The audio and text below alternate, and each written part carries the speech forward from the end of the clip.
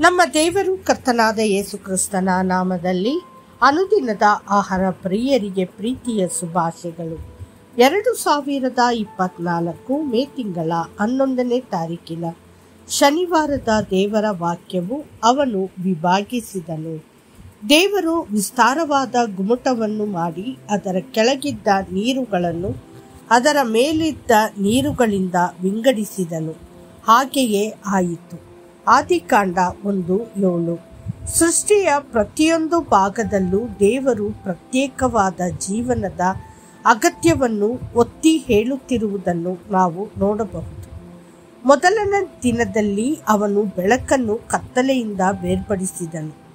ಎರಡನೆಯ ದಿನದಲ್ಲಿ ಅವನು ಆಕಾಶದ ಮೇಲಿರುವ ನೀರನ್ನು ಆಕಾಶದ ಕೆಳಗಿರುವ ನೀರಿನಿಂದ ವಿಂಗಡಿಸಿದನು ಮತ್ತು ಅವುಗಳನ್ನು 2 ಭಾಗಗಳಾಗಿ ವಿಂಗಡಿಸಲಾಗಿದೆ. ನಮ್ಮ ಕರ್ತನು ಆಡುಯಿಂದ ಕುರಿಮರಿಯನ್ನು ಪ್ರತ್ಯೇಕಿಸುವವನು, ಹೊಟ್ಟಿನಿಂದ ಗೋಧಿಯನ್ನು ಅದೇ ರೀತಿಯಲ್ಲಿ ಅವನು ನಂಬುವವರನ್ನು ನಂಬದವರಿಂದ ಪ್ರತ್ಯೇಕಿಸುತ್ತಾನೆ. ದೇವರು ಅಬ್ರಹಾಮನನ್ನು ಕರೆದಾಗ ಅವನನ್ನು ವಿಗ್ರಹಾರಾಧಕರ ಕುಟುಂಬದಿಂದ ಬೇರ್ಪಡಿಸಿದನು. ಕರ್ತನು ಅಬ್ರಹಾಮನಿಗೆ ಹೇಳಿದನು, ನೀನು ಸ್ವದೇಶವನ್ನು, ಬಂಧು ಬಳಗವನ್ನು, ತಂದೆಯ ಮನೆಯನ್ನು ಬಿಟ್ಟು ನಾನು ತೋರಿಸುವ ದೇಶಕ್ಕೆ ಹೊರಟು ಹೋಗು. ನಾನು ನಿನ್ನನ್ನು ದೊಡ್ಡ ಜನಾಂಗವಾಗುವಂತೆ ಮಾಡಿ ಆಶೀರ್ವದಿಸಿ ನಿನ್ನ ಹೆಸರನ್ನು ಪ್ರಖ್ಯಾತಿಗೆ ತರುವೆನು. ಆದಿಕಾಂಡ 12:1 ಮತ್ತು 2.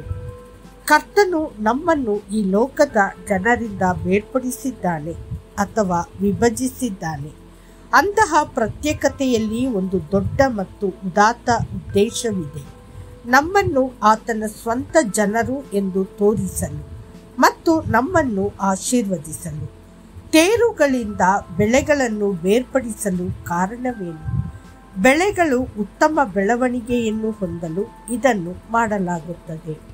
ಅಬ್ರಹಾಮನು ತನ್ನ ದೇಶದಿಂದ ಹೊರಟು ಹೋದಾಗ ಲೋಟನು ಅವನೊಂದಿಗೆ ಹೋದನು. ಅಬ್ರಹಾಂ ದೇವರ ದರ್ಶನ ಮತ್ತು ಕರೆಯನ್ನು ಸ್ವೀಕರಿಸಿದವನು. ಆದರೆ ಲೋಟನು ಬಂದಾಗಿನಿಂದ ಅಬ್ರಹಾಮನ ಮತ್ತು ಲೋಟನ ಕುರುಬರ ನಡುವೆ ಅನಗತ್ಯ ವಿವಾದಗಳು ಇದ್ದವು. ಅಂತಹ ಪರಿಸ್ಥಿತಿಯಲ್ಲಿ ಅವರು ಪರಸ್ಪರ ಬೇರ್ಪಟ್ಟರು. ಲೋಟನು ಸೊದೋಮ್ ಮತ್ತು ಗೊಮೋರ ಪಟ್ಟಣಗಳನ್ನು ಆರಿಸಿಕೊಂಡನು. ಆದರೆ ಅಬ್ರಹಾಮನು ಕಾನಾನ್ ಕಡೆಗೆ ಪ್ರಯಾಣಿಸಿದನು.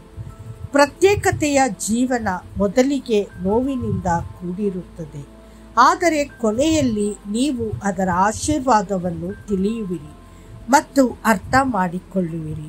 ನಾವು ಕ್ರಿಸ್ತನೊಳಗೆ ಬಂದಾಗ ನಾವು ನಮ್ಮನ್ನು ದೂರವಿಡಬೇಕು ಮತ್ತು ಇಂದಿನ ಜೀವನ ವಿಧಾನದಿಂದ ಬೇರ್ಪಡಿಸಬೇಕು. ನಾವು ನಮ್ಮ ಹಳೆಯ ಸ್ನೇಹ ಮತ್ತು ಸಂಬಂಧಗಳು ಮತ್ತು ಜೀವನದ ವಿಧಾನವನ್ನು ಬದಲಾಯಿಸಬೇಕಾಗಿದೆ. ಆಗ ಮಾತ್ರ ನಮ್ಮ ಕರ್ತನ ಬರುವಿಕೆಯಲ್ಲಿ ನಾವು ಕಾಣಬಹುದು.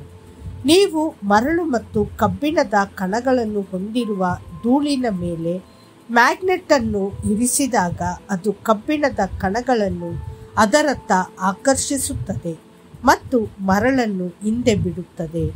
ನಮ್ಮ ಯೆಹೋವನ ಆಗಮನವು ಸಹ ದೊಡ್ಡ ಅಯಸ್ಕಾಂತದಂತೆ ಇರುತ್ತದೆ.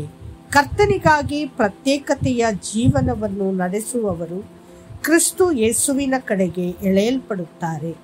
ಆದರೆ ಮರಳಿನಂತೆ ಲೌಕಿಕ ಜೀವನವನ್ನು ನಡೆಸುವವರು ಹಿಂದೆ ಉಳಿಯುತ್ತಾರೆ. ನೆನಪಿಡಿ, ಆತನ ಮಗನನ್ನು ನಂಬುವವನಿಗೆ ನಿತ್ಯ ಜೀವವುಂಟು. ಮಗನಿಗೆ ಒಳಗಾಗದವನು ಜೀವವನ್ನು ಕಾಣುವುದೇ ಇಲ್ಲ. ದೇವರ ಕೋಪವು ಅವನ ಮೇಲೆ ನೆಲೆಗೊಂಡಿರುವುದು. ಯೋಹಾನ 3:36. ಕರ್ತನು ನಿಮ್ಮನ್ನು ಆಶೀರ್ವದಿಸಲಿ. ಆಮೇನ್.